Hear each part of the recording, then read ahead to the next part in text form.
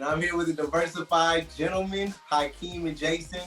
And we got a special guest, Chris Jackson. What's up, bruh? What's going on? What's going on, gentlemen? How y'all doing? Welcome, brother.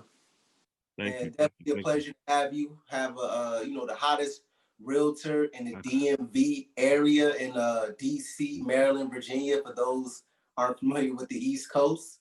And we here talking about real estate and what it's going to look like in 2021 and the keys to basically acquiring that first piece of property.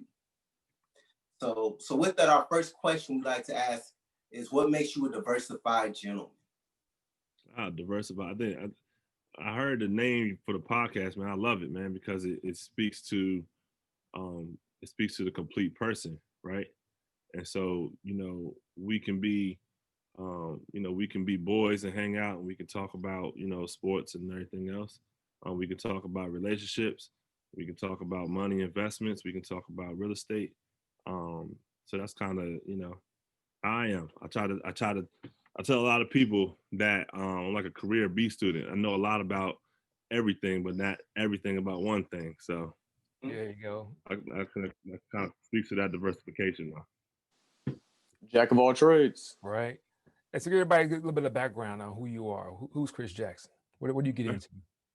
Yeah, so born and raised here in the DMV. Spent my time throughout the DMV in terms of DC, PG, Montgomery County. I've worked in, when I first got started in the appraisals, I was working in Montgomery County, Virginia, kind of deep Virginia, like Loudoun County, that type of thing, like deep Northern Virginia. So I have a really unique perspective about this whole area because of that background. I graduated from probably the best high school in the country, the Mather Catholic High School. Chase Young from the Skins, he's graduate of our school. We got a bunch of us in the league all over the place. So I'm always proud to represent my high school. It's kind of like a fraternity that we got. So didn't pledge or anything like that in college, but that's kind of like our frat. So proud father of two, and real estate is my world. So in a nutshell, that's me. Yeah. Nice. So what is your journey in real estate? How did you get into it? How did I get into it? So coming out of the Mather, had a buddy of mine whose dad was a real estate broker. And his dad was always telling us, buy real estate, buy real estate, buy real estate. We're 19 years old, 20 years old. We're not thinking about that, what a 19 to 20-year-old's thinking about, right? Not that, right? At least some of us ain't. Most of us are. Women in clothes, yeah. Right, exactly. Exactly. So I don't know. I remember one time he just came up to me with a hard deal on paper and was like, hey, you want to buy this house? I can help you get the loan and everything, and I'll walk you through the whole process. We already have somebody renting it out. So I said, okay. I said, how much money I got to put up? He said, I'll take care of it. He like fronted the whole deal. He basically needed somebody on paper, right? So he used me for that, which was fine, because I would say 3 or 4 months later, he called me and was like, hey, do you want to sell it? You interested in selling it? We got somebody that's offering like $40,000 more for the house than when you bought it for. I said, okay, what else? Again, I'm like 20. At this point, I think I'm 23 years old at that point. And so I don't know anything about real estate at this point. I just know that I'm about to just make a big chunk of money. So I said, yeah, let's go. So I did that. Got me a nice little check, probably sitting around $20,000 for my first check. And at that point, I said, I want to be in real estate. I want to try to take this thing seriously and actually learn what just happened. But I actually don't know what I just did, at that point. So I took the money and went to the mall, right? And spent, got some Timberlands. That's actually what I got. Oh, for real? I got some fresh butters. That's what I did my first check. Went and bought an Averex, just went crazy with it, right? Yeah. So that money bought us a couple bottles and all that stuff. So that money was gone no time. But we had got into, me and my buddy, we had started flipping houses out here. So I'm still in college. We started flipping houses, and then we started this company called Old House Investors. And then we went to, after I graduated college, it took me a while to graduate because I was, goofing off, and, I was on a 7-year gold bachelor's plan, so. but but I figured that out. Got my degree, and then after that we moved to Tampa, Florida, right? So we moved down to Tampa, and we were doing some investing down there. We were flipping houses left and right, and one day we're selling houses and people calling us about showings and everything, and then that following Monday, phone stopped ringing. We didn't know what happened, right? There's no Instagram that we following, no Facebook to tell us what we were doing. It was like, what's going on? So we turned on the news and figured out the housing market just crashed. And, Florida, Tampa, Vegas, California, some of the hardest hits market. And Tampa was especially hard hit because there's really no economic base holding that down as strong as I'm used to, at least in the DMV. Right here, we got the government, we got military, all that type of stuff. But in Tampa, you don't have much going on. Obviously you got some bases down there and that type of thing. But it's like Orlando, you got Disney, but what do we got in Tampa? What's holding us together? So it was really slow down there for me. And then when the market crashed, it was like, man, what am I about to do? I don't know what I'm going to do. So moved back home and figured I wanted to be in real estate, but I didn't want the risk that came with flipping as a career, right? And so I remember this appraiser that walked into my property, one of my properties, and he walked in for 10, 15 minutes. I gave him a $400 check. And I was like, man, I need to, easy. I need to be doing. Yeah, figure that out. Easy. So I just came home and just started taking the classes in my local community college. And by the grace of God, I was able to find a mentor, because that's a really hard field to break into. So I was able to find a mentor. He was actually a son-in-law of an old boss of mine who had just opened up shop, and kind of the rest is history, man. I had to, I actually did about 4 years of training. You're only supposed to do 2. I did 4 because he actually didn't have the correct license to train me. So I did 2 years and I couldn't get credit for none of those hours. Now he paid me handsomely. So I wasn't really, I couldn't complain too much from that standpoint. But I had to start from scratch on the training standpoint. But it made me a better real estate professional overall, because of that time. So I'm grateful for that. Yeah. A lot out here you're seeing, man. You got opportunities, but you made decisions. You took action on these things. So the question I have is, from your first deal to the ones you have now, what was that driving factor that made you to lead to that person that makes decisions and goes forward? If somebody knew, there's that fear of the unknown. Right. It sounds like you never had that fear. I know somebody had some kind of fear, but for you, what do you think led to that? I think we are. I'm human, right? Of course, right. I had that fear. It's just kind of just pushing through it, right? And it's funny because a couple things, but me and my boy we used to have this little phrase that we used to run with. It was called FTS. So you can fill it in. Yeah. But I know exactly what it is. Yeah, and that's just what we did. That's just how we rolled with it, and it's kind of like, what's the worst that can happen type of thing. You know what I mean? Like, let's just go in and go for it. There was a moment, a couple moments, but one moment, I'm saying 2004, man. I actually had gotten it was New Year's Day night, and I actually got robbed. Right, my 5 dudes had a sawed off on my back of my neck and all that stuff. And I remember how calm I was in that space, and how nervous they were and everything like that. But at the same time, I realized, like, I'm completely out of control, right? Like, I have no control in the situation. That was the worst feeling ever. So when we got past that, it was like, that kid was, his voice was just shaking, like 16-year-old kid, 17-year-old kid, something like that. His voice was just shaking. So one, like, trigger, one falls. Yeah, one happy trigger finger, that's it. Yeah. Right, I'm not here. And so I'm just like, what am I scared of?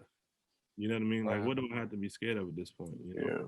Like, I'm on, like, there was a point at that point, I felt like I was on borrowed time. This is gut. Yeah. That actually happened right after that that first flip of mine.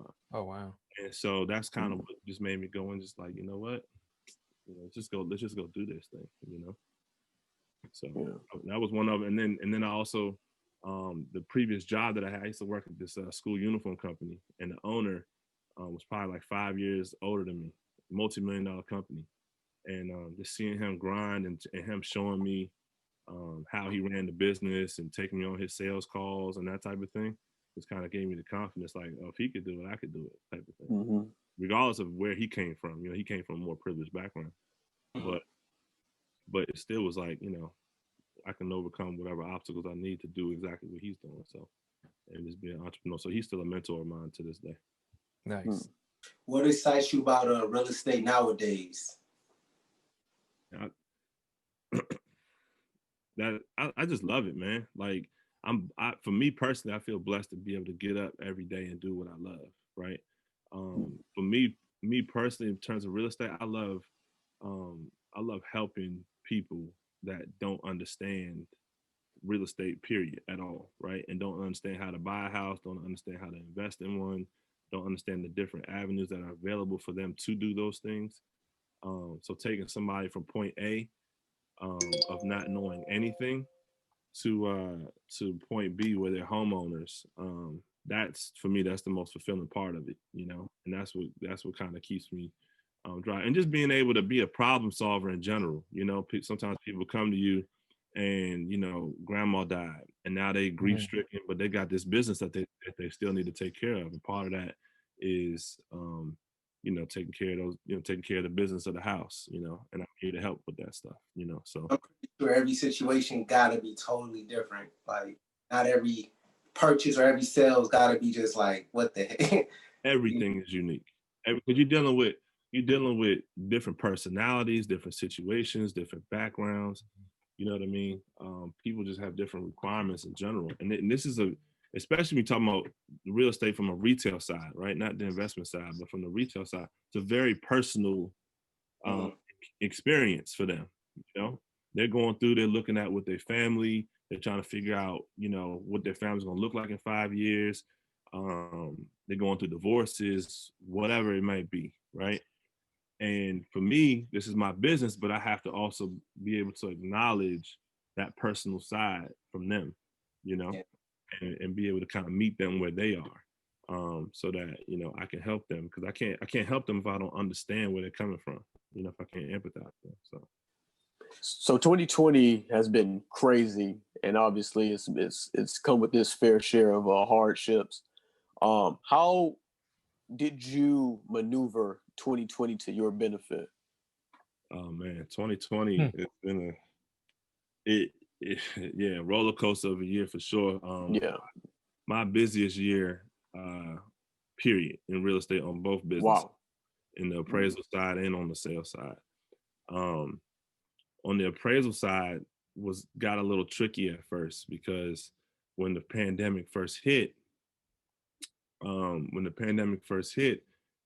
how can I do these inspections, right? Everything's shut down. We don't know what COVID really looks like, how terrible it actually is. We're looking at Italy going through what they were going through. We just think doomsday's coming, right?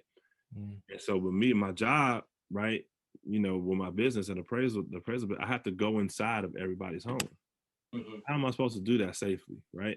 Exactly. So to start with, Fannie and Freddie came out with a regulation that allowed us to do like drive-by appraisals, right, where you don't have to actually go in. But I wanted to still be able to provide accurate results. So I was doing the quote-unquote drive-by appraisal, but I would have the owners FaceTime me, and we'd walk through the house via FaceTime and do a lot of digital inspections and that type of thing. And I could take my own pictures and all that stuff. So it would be a drive-by appraisal, but if you look at the report, you'd think I was in the house, right? And I was able to get all the same information that I would that way. So it's kind of outside the box thinking in terms of trying to do that. On the sales side, you realize it didn't really bother me, because it was just like, you just got to identify the market that you're in and then figure out what role you need to play in that space. I'm a real estate professional. I'm not a buyer's agent. I'm not a listing agent. I don't have one role. I'm a real estate professional. So people need roofs over their heads at all times. Recession, not recession, pandemic, no pandemic. People need to pay for the roof over top of their head, one way or the other. My job to figure out how I can help them and that's how I make my living based off of that. So it's not based off of how bad the market is, how good the market is. I'm gonna be here through all these markets, up and down, around, because there's a need for housing at all times. Yeah, just learn how to adapt in any environment, basically. Got to. It's all mindset. It's all about for me, it's having an abundance mindset, being helpful to others in the industry, understanding that there's enough for everybody out here, and I don't need to hold back on quote unquote secrets or anything like that for me to be successful. And just having an attitude of gratitude, just being gracious for the things that I do have already. And it probably helps out your career to help somebody else out, because when they get your name, they know you helped them out. Yep. You share that love. Exactly. That's one thing that's important. People don't realize that, the capitalistic world is competition. But like you said, you can help somebody else out. That's going to help you helping yourself by doing it also. Yep. Spreading that knowledge, spreading that information, help somebody else out. Absolutely. That's important to know. Absolutely. Yeah. So suppose a young kid looking at this interview and they said, I want to be a realtor, I want to be an appraiser, I want to be a flipper or an investor. Right. What would you tell them? Educate yourself, man. Figure out what all the different roles look like, and then figure out what you want to do the most. Realtor is going to be more of a people business, right? You're going to need to connect with people more so. An appraiser, you don't need to really connect with folks like that. You meet these people for 15 minutes and then you're back diving into the numbers. If you're an introvert, be an appraiser. Introvert, exactly. Yeah, pretty much. I don't like people. Honestly, that's one of the big reasons why I became a realtor, because I'm not an introvert, right? I like to connect with folks. And you get out into these houses and you meet these people, and I end up talking to these people for 30, 40 minutes. And I leave and I'm like, dang, I ain't got nothing else to, to sell them. I got nothing else to connect with them by, I was just there praising for 20 minutes, And so, I would go in and look, wholesaling, it's a hustle, if you're a hustler, wholesaling is a good, avenue for you. It's a lot of calls, a lot of no's. Mm-hmm. What's selling exactly?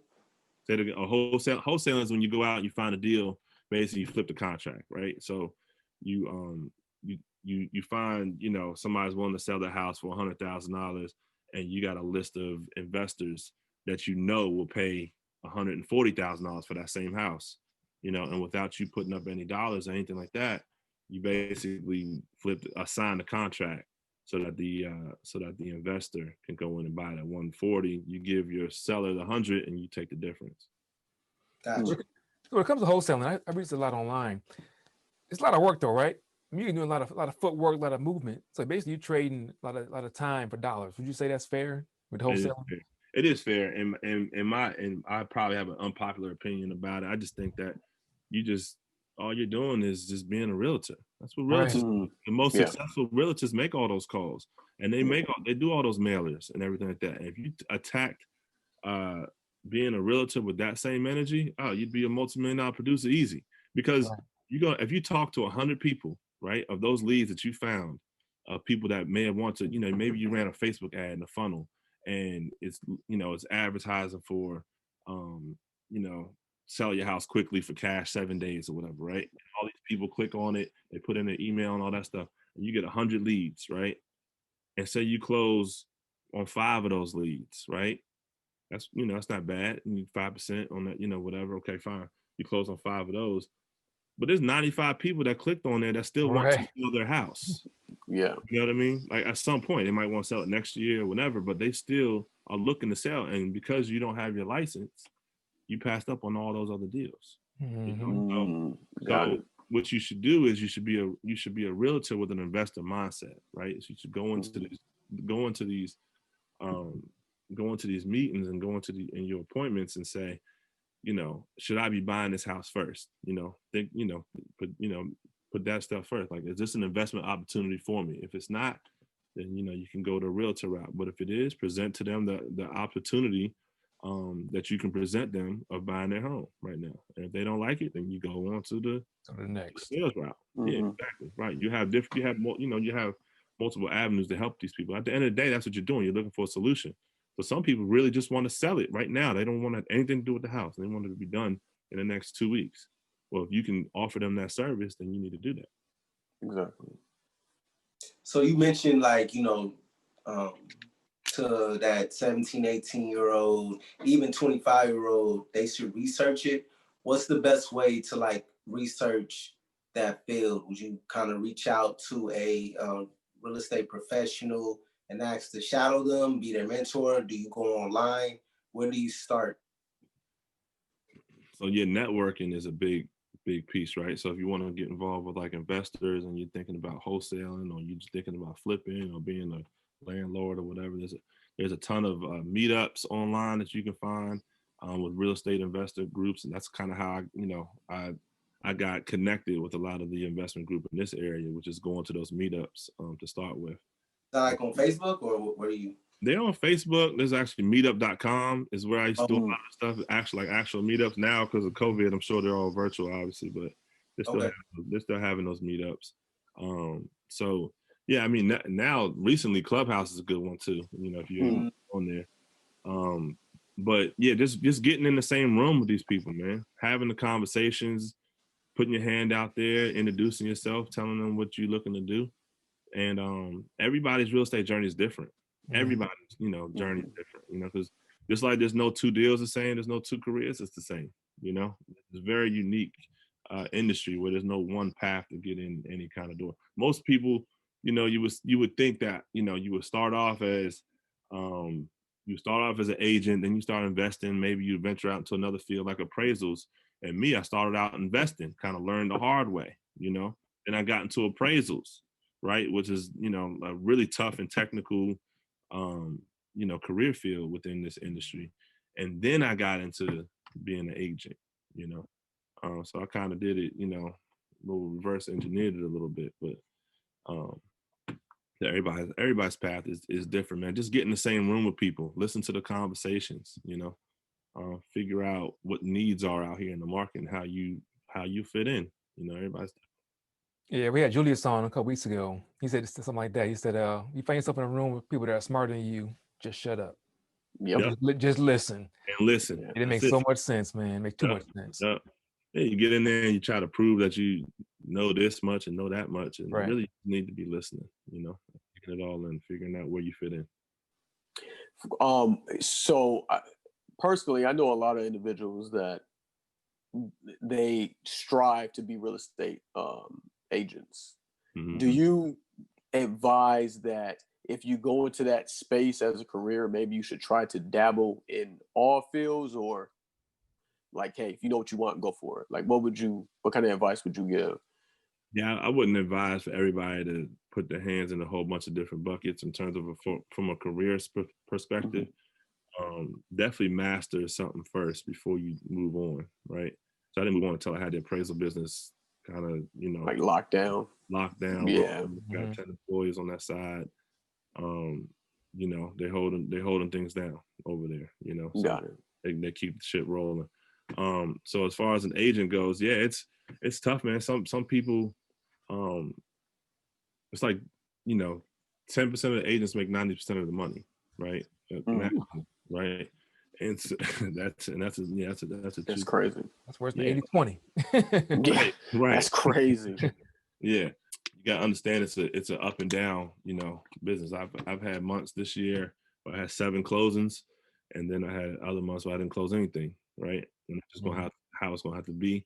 Managing your money is gonna be an important thing for you to do when you're an agent, because when you get that $40,000 a month, you might want to make sure, because you spent all that energy making that 40,000. If you haven't leveraged your business correctly, you spent all your energy and time making that 40,000, and you haven't planned for the next couple of months after those things close.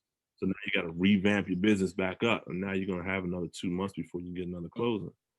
But if you leverage your business correctly, then it's just gonna be, it's just gonna keep going. It's gonna be a machine, at that point. So you don't have to worry about that. So, but yeah, it's a lot of mindset work. This is as with any sales gig, really. It's a lot. It's always what's in between your ears is what's gonna get you. Yeah, it's gonna get you going, man. That mindset in this business is everything, because you really have to be able to take the hits and keep on moving. Right, that 10% though. How do you become that 10% though? I mean, if you're a realtor game, How do you become that 10% of making that 90% of the stuff? Yeah. Focus on look. The books are out there, man. The blueprints are out there. You know, there's the MREA, is the millionaire real estate agent, right? This is One Thing by by Gary Keller is another book. The people read the blueprint is out there for you to do that. You know, you just got to be disciplined. You got to be self-disciplined enough to do it and to put yourself in the position to have those conversations. You know, so you think you can't do that sitting back home playing Madden all day? That's not gonna work. Not gonna work. Not at all. Yeah, lead genning online on Madden ain't gonna do it. Not gonna happen. It work. And just trying to, you know, think your leads to come in. Nah, it don't work like that. You know, you got to get out. You got to have conversations. You got to be expose yourself. You got to post. You know, on social media. It's easy now though, right? Everybody's online. You know, you just put your stuff out there so people know what you do. You're not trying to sell anybody on anything right now. Just let people know what you do, and then when the time comes for them, they'll come to you. You know, like I said, everybody needs a roof over their head. So as long as everybody knows that you're in that business, then you'll be fine. You know. Yeah, I had an old guy tell me a long time ago. He said, "Whatever you do, we're profession. Tell everybody about it, because you never know who's going to be like, hey, I know a guy who does this for a living. Exactly. Be proud of it. Tell everybody about it. Yeah, you're not bragging. Just have a conversation. Everybody knows a guy. Yep. Everybody knows a guy. No, that's it. Yeah, no, market yourself. And then come from a place of contribution. Like, make sure you have something of value to offer these people. Somebody might not be ready to sell their house, but they might need a plumber. Make sure you got a list of plumbers on the team, you know.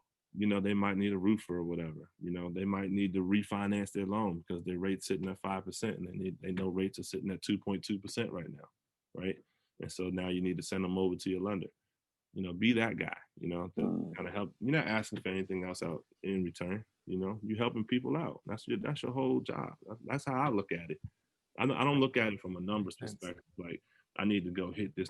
And I know a lot of people do, and I might be flawed in my thinking from a career perspective, but I genuinely enjoy doing this. And I think if I got to a point where I'm like, okay, third quarter, I need to make sure I get 25 sales, and you know, and people just start becoming numbers, I think I'll start losing some of the passion for it. You know what I mean? So I like doing it the way I do it now.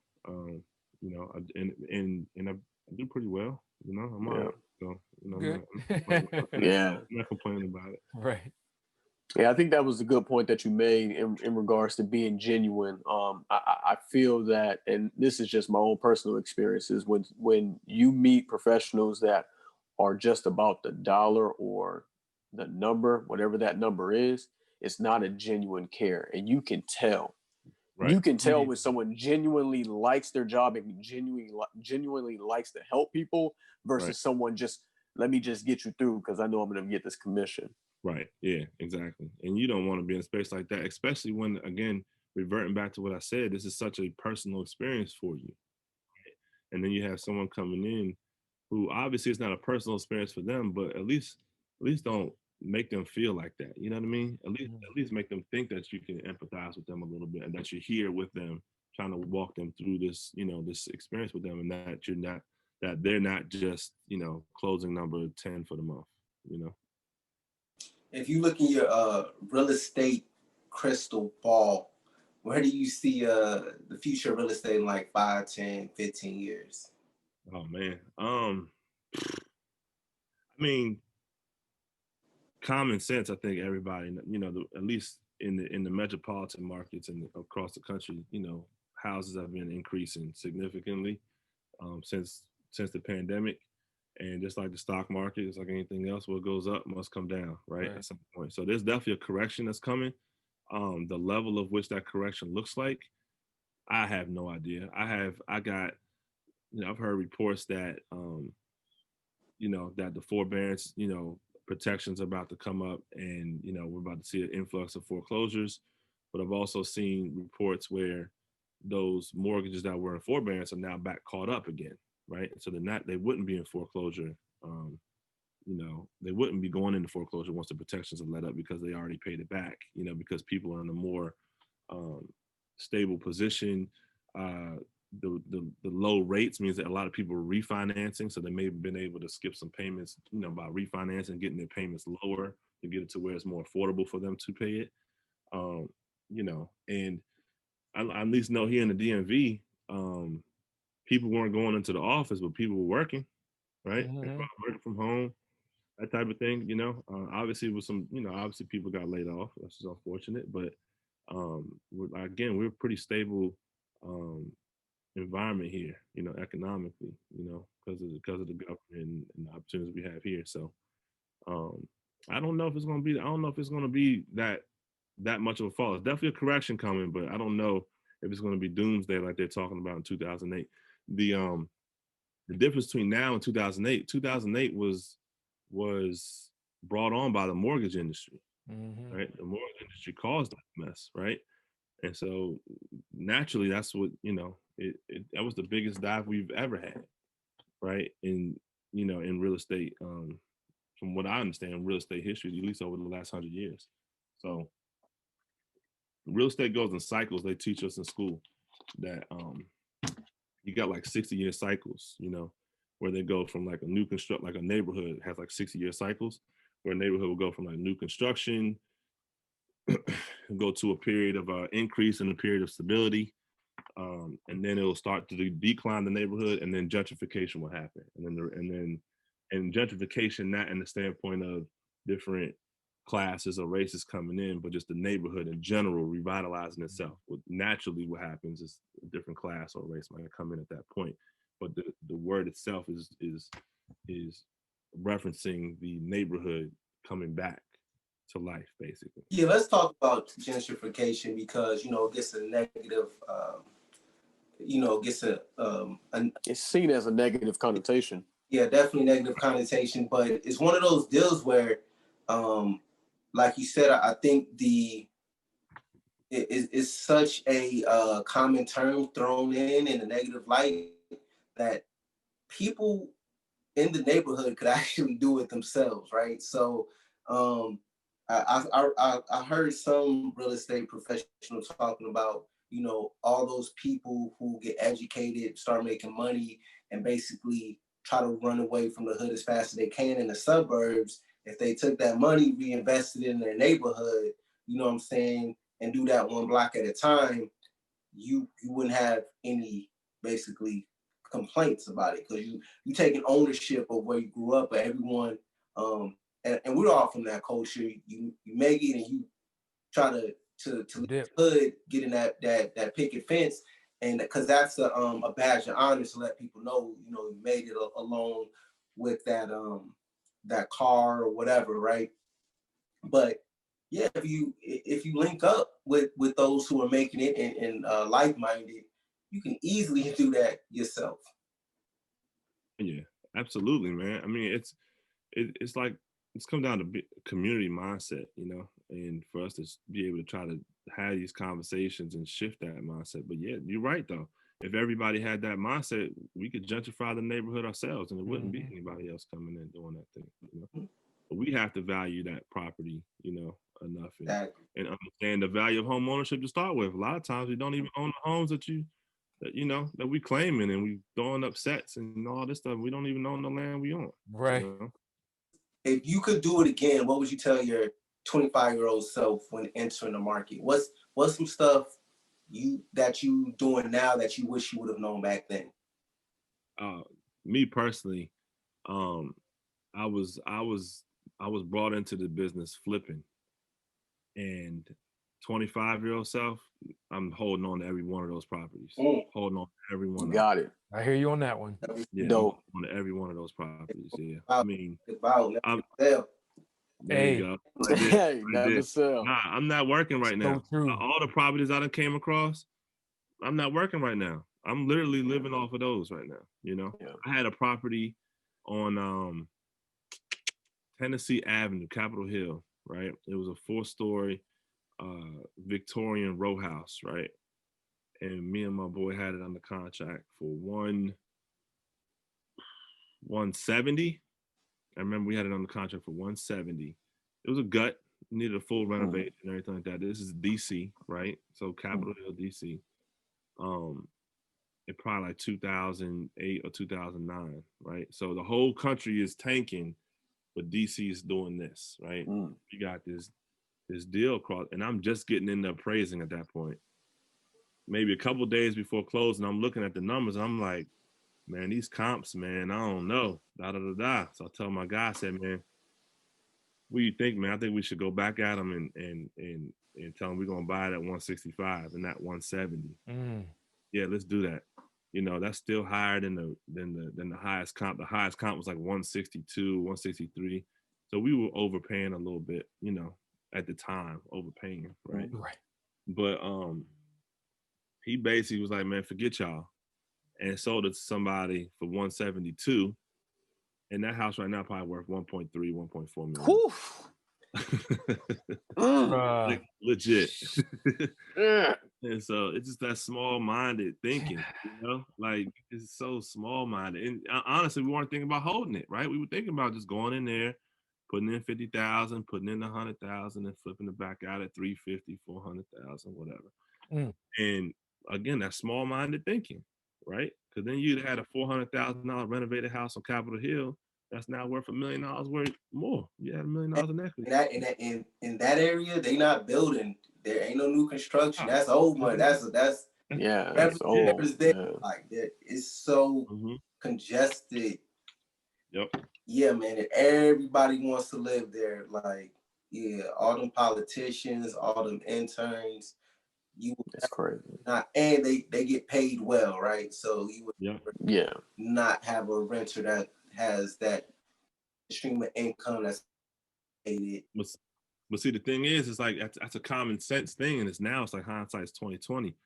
But growing up in the city, growing up in the area, it's like, you know, you go over there, you know, 10 years prior to that, right? And you don't want to walk down that street, right? You know, 80s, 90s, DC wasn't nothing pretty, right? And you know, I grew up over there, but naturally speaking, I mean, it's the nation's capital, right? And it's coming back.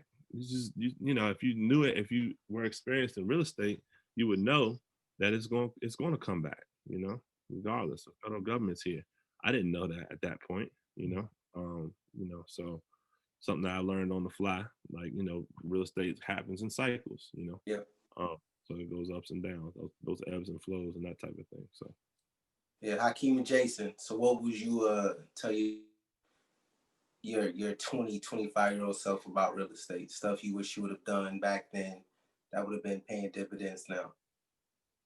For me, it would have been buying property in every base I got stationed at, because I was overseas for about 6 years, stationed in Cali. I was out there doing the 2008 drop. But young and dumb, I wasn't even thinking about real estate at that time. Like, I knew I wanted to own a home, but I was like, man, I'm too young to own a home. You know what I mean? Like, the new Jordans releasing.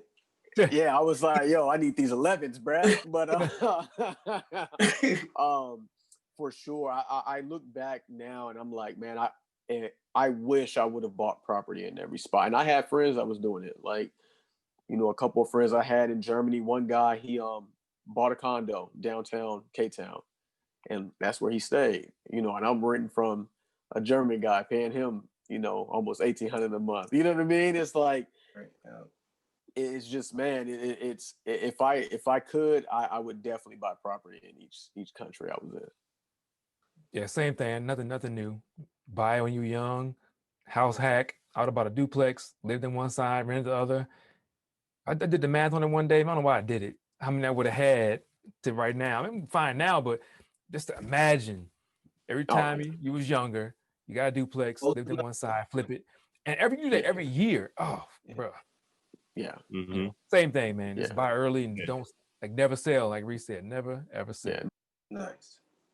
Yeah, absolutely. I mean, echo everything everyone said. Look at, first time home buyer, that incentive, that entitlement that you have. I think one thing, if you're a couple and you're thinking about getting married, I would recommend, you guys using that entitlement while you're single, because I believe when you get married, right, it becomes one.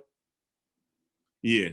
So I would say, as a couple, if you're young and not married, you guys both get a property, get married, you live in one, and then rent one out. just to get in that landlord business. And again, huge write-offs, and just that feeling of, if you do it right, that you have that passive income coming in. So yeah, it's good advice. It's good advice.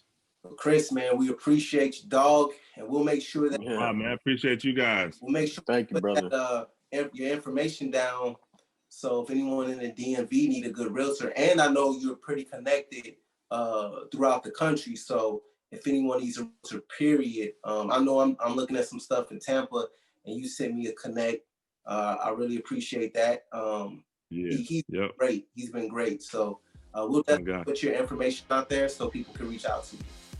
Will do. Sounds good. That'll work. Thanks, man. Thank you, guys. All right, everyone. So make sure you subscribe and like this episode, and we appreciate it. We out.